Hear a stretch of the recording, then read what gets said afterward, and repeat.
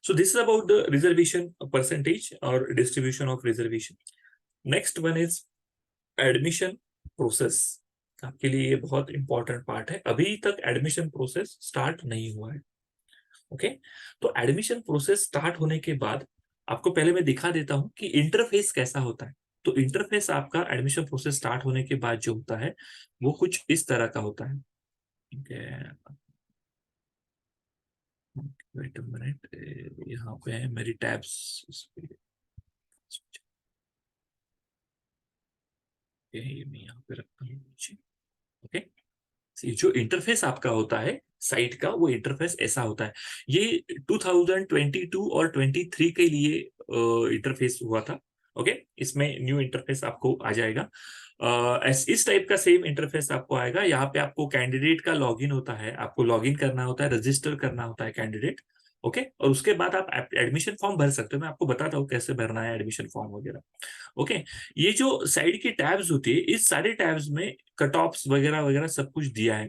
Okay, ये time to time institute और DT update करता रहता है ये cut offs and all this stuff. Okay, so यहाँ पे आप आपके कट ऑफ्स वहां पे चेक कर सकते हो. ये लास्ट ईयर के कट ऑफ्स है. तो लास्ट ईयर के कट ऑफ्स आपको आफ्टर कैप राउंड 1, ये देखो कैप राउंड 1 महाराष्ट्र स्टेट का कट ऑफ यहाँ पे आपको मिलेगा. कैप राउंड 2 के बाद भी महाराष्ट्र स्टेट का cut off, all India cut off, आपको सारे कट ऑफ यहाँ पे हर एक राउंड के बाद मिलेंगे.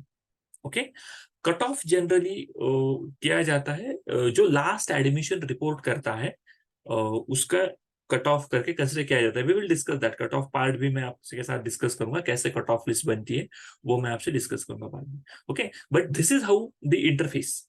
ओके, आपके लिए जो इंपॉर्टेंट टैब होती है that is important dates. Important dates पे क्लिक करने के बाद आपको पूरा शेड्यूल यहाँ पे मिल जाता है कि एडमिशन फॉर्म भरना कब स्टार्ट हुआ था, कौन सी डेट से वो स्टार्ट हुआ था. ओके, और कौन सी डेट तक आप एडमिशन फॉर्म को भर सकते थे, ये सब कुछ यहाँ पे दिया हुआ है. ये देखो. ओके, एडमिशन फॉर्म भरने के बाद उसके बाद जो भी प्रोसेस है, document verification and confirmation of your application, उसका डेट भी यहाँ पे दिया. ये सारे डेट्स आपको जब आपके लिए पोर्टल एक्टिव हो जाएगा 23-24 के लिए, ये सारे पोर्टल्स पे आपको इसके डिटेल्स मिल जाएंगे. और डिटेल्स इस तरह से मिलते हैं, इस फॉर्म में आपको मिलते हैं 1 2 3. ओके, और जो इन प्रोसेस होता है उसको हाईलाइट किया जाता है. अभी ये प्रोसेस पूरा कंप्लीट हुआ है तो यहाँ पे हाईलाइटेड आपको कुछ नहीं मिलेगा. तो ये जो 24 स्टेप्स होती है यहाँ पे, ये हाईलाइटेड प्रोसेस आपको दिखाई देगी कि इस प्रोसेस में आप अब हो. जो डेट चल रहा है उनका ये टाइमलाइन ग्राफ होता है. इस टाइमलाइन में आप कौन से प्रोसेस पे हो, मतलब डिस्प्ले प्रोविजनल अलॉटमेंट लिस्ट किस डेट को हुआ था, 31 ऑफ अक्टूबर को ये हुआ था. ओके, सो ऐसे ये डिस्ट्रीब्यूशन, ऐसे ये प्रोसेस करते जाते हैं. आपको ये पूरी प्रोसेस मैं बताता हूँ कि क्या क्या आपको करना है इस स्टेप्स में. But what is the important for you, this are the important dates. आपको इस डेट को फॉलो करना है. जब आप एडमिशन फॉर्म भरोगे तो आपको इस डेट को फॉलो करना है. ओके, ये डेट एक्सटेंड नहीं होती है. So try to see that कि कभी आगे जाके मतलब फॉर्म एक्टिव होने के बाद इमीडिएटली नहीं, बट आफ्टर 2-3 डेज आप इमीडिएट फॉर्म भर दो. अगर आप लास्ट डेट तक उसको स्ट्रेच करते हो तो सॉफ्टवेयर की में कुछ इश्यूज हो सकते हैं. मेरा लैगिंग वगैरह आने के इश्यू होते हैं या फिर सॉफ्टवेयर सपोर्ट नहीं करता. इसकी वजह से फॉर्म भरने में आपको प्रॉब्लम आ सकती है. So be ready with your all the documents. तो आपको ये हेल्पफुल होगा. और इस डेट्स को, इस टाइमलाइन को आपको फॉलो करते जाना है, इस शेड्यूल को आपको फॉलो करते जाना है. ओके, यहाँ पे जैसे दिया हुआ है आप यूआरएल चेक कर सकते हो, FE 2022. ओके, तो FE 2022 की जगह FE 2023 आएगा. और ऐसा एक डिस्प्ले पेज आपको वहां पे मिल जाएगा, आपको एक इंटरफेस यहाँ पे मिल जाएगा. ठीक है. So what are the important step, how admission process is going to happen से.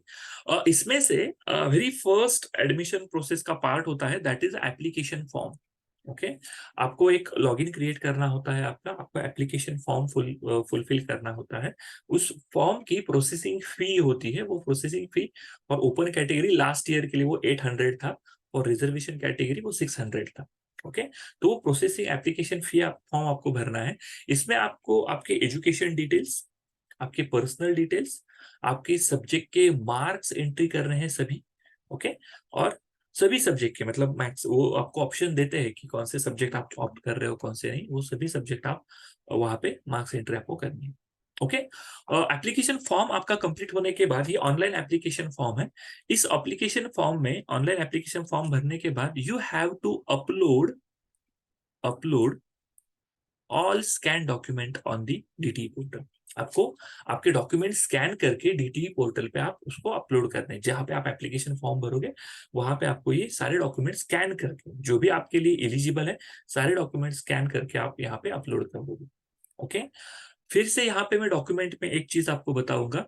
अगर आप आपका लिविंग सर्टिफिकेट, जिसको हम एलसी बोलते हैं, अब एलसी अगर आप as a proof of nationality और डोमेसाइल इसके लिए यूज कर रहे हो, तो मेक श्योर उस पे बर्थ ऑफ प्लेस और प्लेस ऑफ बर्थ और नेशनलिटी मेंशन किया है। और जब आप नेशनलिटी और डोमेसाइल का प्रूफ सबमिट करोगे तो वहां पे आपको एलसी ही चूज करना है। ओके, तो एक सिंगल एलसी आपने अपलोड कर दिया, वो आपकी 3 डॉक्यूमेंट का काम करता है।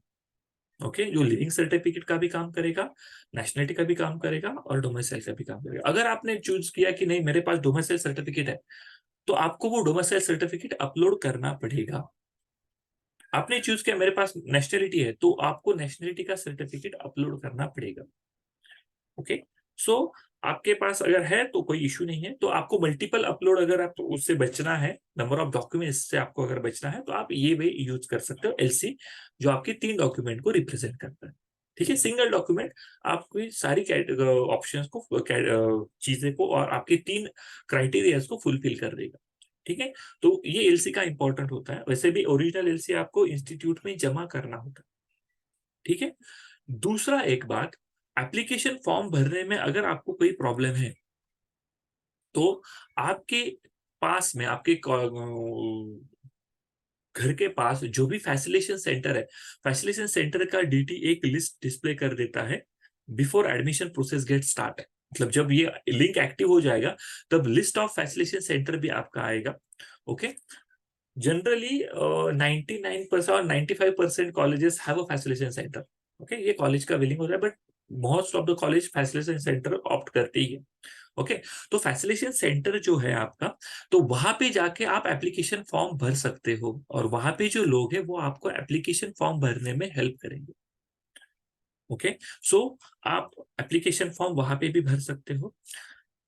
अगर आपने जेई दिया हुआ है, अगर आपने जेई दिया हुआ है, तो I recommend to all the students, अगर आप जेई दिया हुआ है तो आप सारे लोग ऑल इंडिया सीट्स के लिए भी अप्लाई कर दो। ओके, वहां पे ऑप्शन आता है कि ऑल इंडिया सीट्स के लिए आपको अप्लाई करना है या नहीं करना है।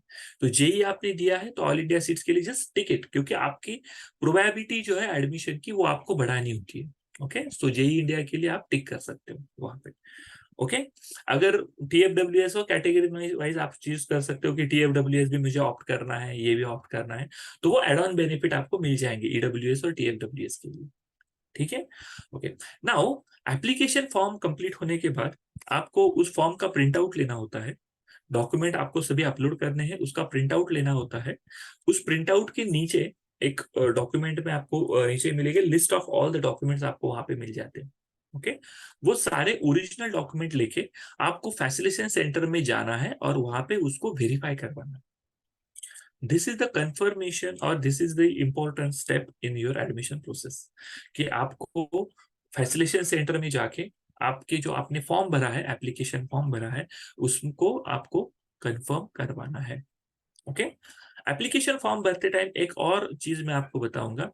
जितनी टाइम्स आपने पहले एप्लीकेशन फॉर्म भरा, तो आपके एप्लीकेशन फॉर्म पे एक नंबर जनरेट होता है। Generally that number is started from EN, engineering 23, और उसके बाद 6 डिजिट आते हैं, 1 2 3 4 5 6, ऐसा आपका एक एप्लीकेशन नंबर जनरेट होगा। Right, okay, apart from that version number भी जनरेट होता है। एक वर्जन नंबर भी जनरेट होता है कि कितने वर्जन, मतलब आपने एक बार फॉर्म फुलफिल किया, उसके बाद आपने उसमें एडिट किया। ओके, तो आपने एडिट करने के बाद ये वर्जन सिर्फ चेंज होता है, वर्जन 1, वर्जन 2, वर्जन 3, वर्जन 4। तो आपको लेटेस्ट जो आपका वर्जन है फॉर्म का, उस लेटेस्ट वर्जन की ही प्रिंट आउट लेके जाना है, ये बात याद रखो। फैसिलिटेशन सेंटर में जब आप जाओगे, तो लेटेस्ट वर्जन अगर आपका many times you can edit the form, ऐसा कोई इश्यू नहीं है कि आपने फॉर्म बिफोर कंफर्मेशन आप फॉर्म एडिट कर सकते हो। जब तक आपका फॉर्म कंफर्म नहीं होता फैसिलिटेशन सेंटर से, तब तक आप आपके फॉर्म के कितने भी टाइम आप उसको भर सकते हो। इसमें वर्जन क्रिएट होते हैं, तो उसी वर्जन का फॉर्म आपको फैसिलिटेशन सेंटर में with original documents and with xerox with photocopy set आपको फैसिलिटेशन सेंटर में लेके जाना है। फैसिलिटेशन सेंटर में जो ऑफिसर्स होते हैं वो कॉलेजेस में होते हैं, वो आपके फॉर्म को वेरीफाई करेंगे, आपके डॉक्यूमेंट्स को वेरीफाई करेंगे। अगर उनको कुछ डिस्क्रिपेंसी वहां पे लगती है तो वो आपको वो डिस्क्रिपेंसी सजेस्ट करेंगे, आपको फिर से वो डिस्क्रिपेंसी क्लियर करके वो आपको फॉर्म आपका वेरीफाई करवाना है। ओके, वेरीफाई करने के बाद आप आपका जो फॉर्म है वो कंफर्म कर दोगे। ओके, वो फॉर्म सॉरी फैसिलिटेशन सेंटर वो फॉर्म कंफर्म कर देगा उनके एंड से। ओके, ये काम होने के बाद you have to wait to produce the provisional list. Okay, provisional list आपको वेट करना पड़ेगा कि प्रोविजनल मेरिट लिस्ट बनने तक। ओके, फर्स्ट दो स्टेप आपको इमीडिएट करना है। फर्स्ट स्टेप इमीडिएट मतलब आफ्टर एक्टिवेशन द डेट आपको इमीडिएटली ये दो स्टेप करने हैं। उसके बाद आपको वेटिंग करना पड़ेगा कि provisional sorry it's not provisional, it's a provisional merit list, provisional merit list तक आपको वेट करना है। ओके, प्रोविजनल मेरिट लिस्ट और फाइनल मेरिट लिस्ट इसमें डिफरेंस क्या होता है? तो provisional merit list most of the student ऐसे होते हैं कि जिनका एलिजिबिलिटी क्राइटेरिया उन्होंने सेटिस्फाई किया नहीं किया है, और कुछ स्टूडेंट्स का ऐसा भी सिचुएशन होता है कि जिन्होंने रिवैल्यूएशन के लिए डाला हुआ है पेपर, क्योंकि मुझे मैथ्स के लिए मार्क्स आना एक्सपेक्टेड था अच्छे, बट नहीं आए, तो मैथ्स के लिए मैंने अच्छे मार्क्स के लिए मैंने उसको रिवैल्यूएशन के लिए डाल दिया पेपर। अगर आपने रिवैल्यूएशन के लिए पेपर डाला हुआ है तो उस केस में उस कैंडिडेट के मार्क्स अपग्रेड होते होके आएंगे और उसका मेरिट नंबर चेंज हो सकता है। सो इसकी वजह से इसको प्रोविजनल मेरिट लिस्ट बोला जाता है। ये मेरिट लिस्ट फाइनल नहीं होता है, बट एज गुड एज इसी के पास आपका मेरिट नंबर रहता है कहीं पे। ओके, इसको फाइनल नहीं बोला जाता है। ये प्लस भी हो सकता है, ये माइनस भी हो सकता है। कुछ लोग ऐसे होते हैं कि जो फॉर्म फिलिंग के टाइम पे डॉक्यूमेंट प्रोवाइड करते हैं, बट एक्चुअल इन प्रैक्टिस उनका डॉक्यूमेंटेशन लैक ऑफ डॉक्यूमेंटेशन, ये फर्स्ट रीजन। सेकेंड थिंग, कुछ लोगों का रिजल्ट का वेटिंग होता है क्योंकि उन्होंने अपग्रेडेशन के लिए या फिर रिवैल्यूएशन के लिए दिया है, इसकी वजह से ये हो सकता है कि इस मेरिट लिस्ट में चेंजेस आ सकते हैं। ओके, उस प्रोविजनल मेरिट लिस्ट के बाद हार्डली विद इन 2-3 डेज, मतलब वो ग्रेवियंस कॉल करते हैं कि अगर आपका कुछ ग्रेवियंस है मेरिट लिस्ट में तो आप वो सबमिट कर सकते हो थ्रू कैंडिडेट लॉगिन। आपके लॉगिन से ये करना है, आपको घर से बाहर निकलने की जरूरत नहीं है। मतलब मुझे पुणे में एडमिशन लेना है तो मुझे पुणे आके फॉर्म भरना पड़ेगा, ये नहीं है। ओके, आप आपके घर के पास जो कॉलेज है वहां पे जाके फॉर्म भर सकते हो, आप आपके घर से भी फॉर्म भर सकते हो। ओके, सिर्फ आपको फैसिलिटी सेंटर में, मतलब व्हाट आई रिकमेंड इज आप फैसिलिटी सेंटर में खुद जाओ। अदरवाइज ऑनलाइन वेरिफिकेशन भी एक ऑप्शन दिया था लास्ट ईयर, इस साल पता नहीं, but last year online verification भी दिया था। तो फैसिलिटेशन सेंटर वो वेरीफाई करके आपको मैसेज आ जाता है कि your form is confirm verified by the facilitation centre, वो आ जाता है। बट बेटर वे आप फॉर्म लेके फैसिलिटेशन सेंटर जाओ, वो आपके लिस्ट आपको मिल जाएगा, वहां पे आप जाओ और वहां पे आप फॉर्म कंफर्म करवाओ। ओके, उसके बाद आता है फाइनल मेरिट लिस्ट। ओके, और फाइनल मेरिट नंबर, एक मेरिट नंबर आपके लिए जनरेट होगा, वो होता है आपका फाइनल मेरिट नंबर, जो आपके थ्रू आउट एडमिशन प्रोसेस में आपका साथ निभाएगा। ओके, ये जो भी आपका नंबर आता है इसी के बेस पे आपके एडमिशन होते हैं। ओके, अब यहाँ पे थोड़ा ध्यान से सुनो, मेरिट नंबर जो है वो डिफरेंट डिफरेंट टाइप के आते हैं। सपोज अगर मैं कोई कैटेगरी का स्टूडेंट, मैं ओबीसी कैटेगरी का स्टूडेंट हूँ, तो मेरे लिए सबसे पहले एक मेरिट नंबर जनरेट होता है, that is a state merit rank. State merit rank. दूसरा merit number, merit rank generally उसको रैंक बोला जाता है। दूसरा मेरिट नंबर यहाँ पे जनरेट होता है, that is home university rank. Home university. Okay, state merit rank, home university. Suppose मैं किसी कैटेगरी में फॉल कर रहा हूं, सो उस कैटेगरी का ओबीसी कैटेगरी के लिए मेरिट नंबर मेरा कितना है।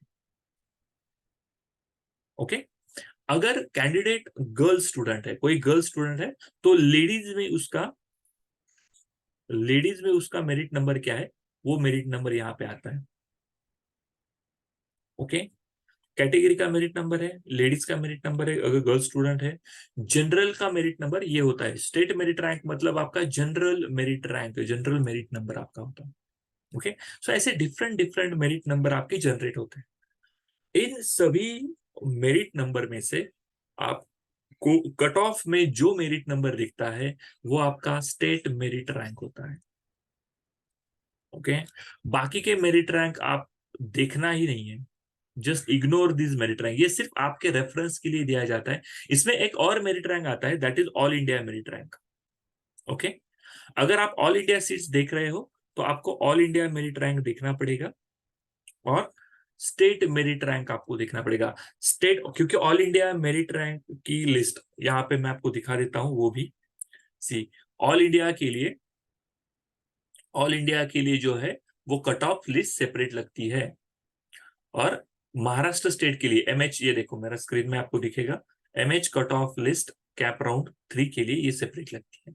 तो ऑल इंडिया के लिए कट ऑफ लिस्ट सेपरेट होगी और महाराष्ट्र कैंडिडेट के लिए जो लिस्ट रहेगी वो सेपरेट रहेगी। तो आपको सिर्फ दो ही मेरिट रैंक देखने हैं, एक स्टेट मेरिट रैंक क्या है मेरा और ऑल इंडिया मेरिट रैंक मेरा क्या है। अगर आप जेई से जाते हो तो इन दो रैंक देखना है, बाकी के रैंक सिर्फ और सिर्फ और सिर्फ रेफरेंस के लिए ही दिया है। Okay, so don't go with that particular rank. General state merit rank जो है आपका, आपके सभी एडमिशंस आगे की प्रोसेस उसी रैंक पे होगी। क्लियर?